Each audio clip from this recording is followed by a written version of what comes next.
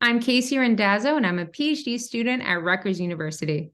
Today, I'm presenting a study I conducted with Dr. Tawfiq Ammari that's called If Someone Downvoted My Posts, That'd Be the End of the World, Designing Safer Online Spaces for Trauma Survivors. Did you know the term sexual harassment did not exist until activists at Cornell University coined the name in 1975? Before then, individuals that dealt with unwelcome sexual attention in the workplace were missing the words to describe their experiences. It wasn't until 1986 that sexual harassment entered mainstream language, with the U.S. Supreme Court adding it to the Civil Rights Act.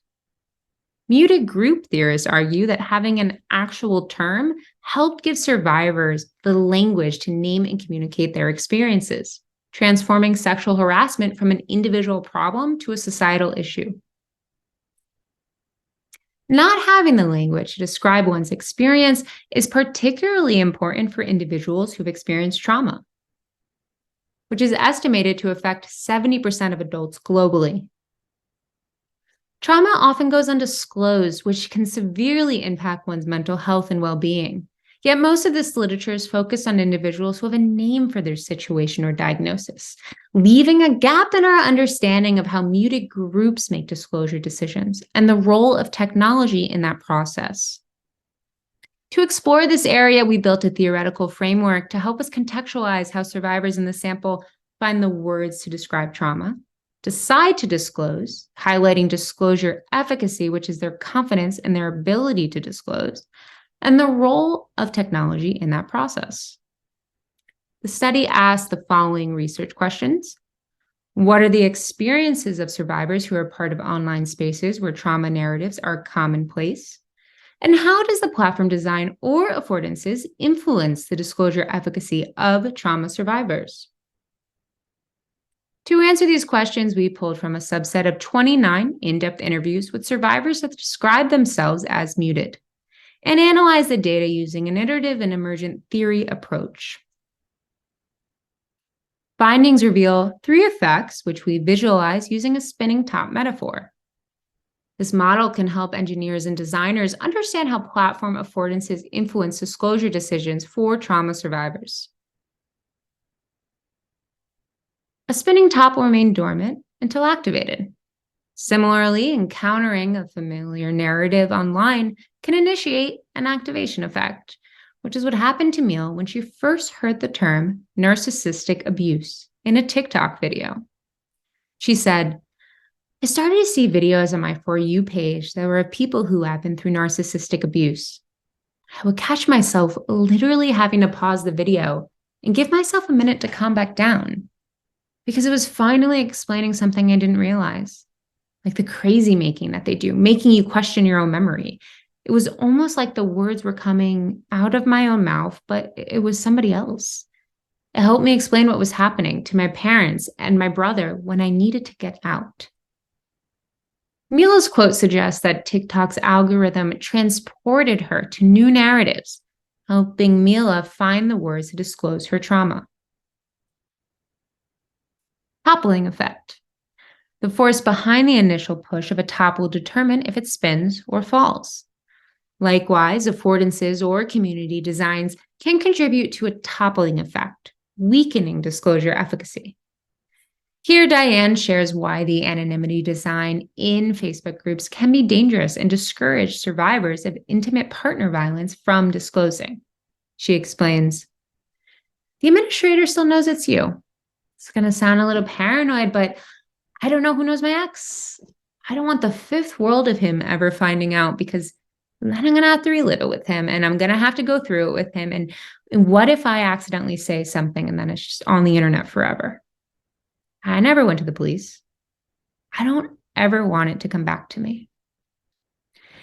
In this quote, Diane states that the administrator still knows it's you, revealing that Facebook affords confidentiality and not anonymity, which can be dangerous for survivors of intimate partner violence like Diane. Taylor also shared insights on toppling effects. Taylor, a trans man that is femme-presenting and identifies as queer, grew up in a small town in Kentucky and first heard the word transgender in college. As Taylor says, it took me a while to find out who I was because I didn't have a word for it. Taylor is most comfortable lurking online or sitting on the outside watching. He explains, I'm not active because I have an anxiety disorder, and if someone downvoted my post, that'd be the end of the world for me. In this quote, Taylor is afraid of receiving negative feedback through downvoting, an incentive mechanism that affords feedback directness.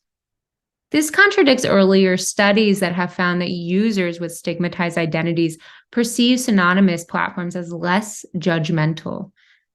Our findings indicate that the fear of social consequences from direct feedback can prevent survivors from communicating online, regardless of certain platform affordances. But there is one place on the internet that Taylor does feel comfortable unmuting, which points to how the design of online spaces can contribute to a steadying effect, strengthening disclosure efficacy. For Taylor, that's a private Facebook group for fans of a true crime podcast that is actually no longer actively making episodes. He said, I'm mostly a reader, but in this group, I'm a commenter. It's a very small group, probably 100 members at most, but we're all super supportive of each other, and we all found each other through true crime.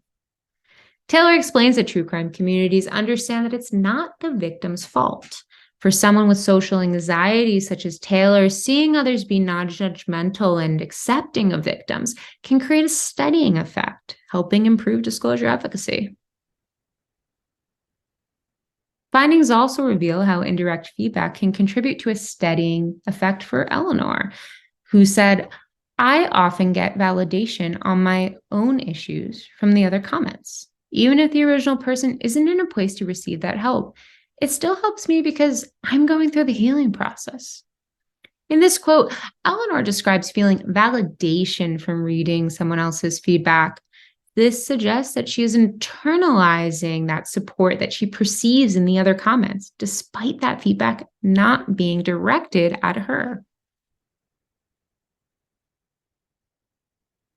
The study also outlines how the different affordances like transportability, anonymity, indirect, and direct feedback and content persistence point to the different spinning effects. Findings also point to the limitations of handing trauma care tools to communities. One of our participants, Dorothy, introduced us to Reddit Cares, a feature that allows Redditors to flag users that appear to be experiencing mental distress. According to Dorothy, Reddit Cares is definitely abused. People try to F up your day. To prompt Reddit Cares, a user has to flag a post as a suicide risk. This will trigger Reddit Cares to send a message containing mental health resources to a post creator. Dorothy said, if people are doing it to you a bunch because you're a controversial Redditor, you can just disable Reddit Cares. Then you never get another message from them. But why make it a feature that you can disable? Why not just punish the people abusing it? So I don't know that even a feature like that can be helpful. In Dorothy's example, individuals are using Reddit Cares as a social tactic to prank, harass, or retaliate against other users, which decreases the perceived value of the feature. Dorothy also calls into question the ambiguity of a platform-level moderation decisions when she asks, why not punish the people abusing it?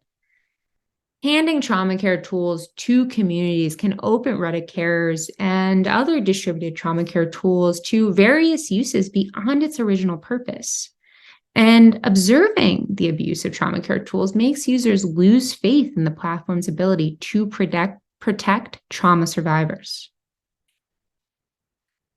Our findings demonstrate how certain communities, like ones focused on true crime, like with Taylor, can act as alternative safe spaces, bearing the weight of identity-based stigma. Most survivors in the sample still haven't disclosed their trauma to friends, family, or healthcare professionals for fear of attaching the trauma to their identities.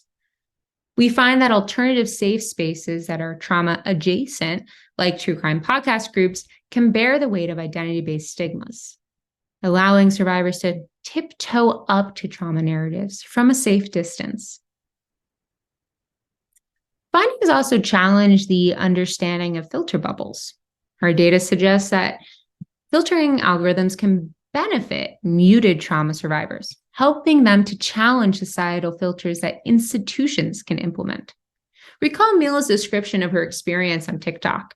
Her For You page recommended videos that challenged common misconceptions about domestic violence, transporting Mila to narratives that reflect her experiences.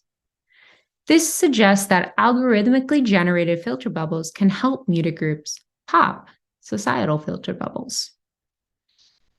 In summary, our study sheds light on how mutedness hinders recovery from trauma. We present the spinning top model to identify the role of design in unmuting. We define affordances associated with the model, conceptualize alternative safe spaces for stigmatized identities, and challenge notions on filter bubbles for muted groups. Thank you for listening to my presentation. Please reach out if you have any questions.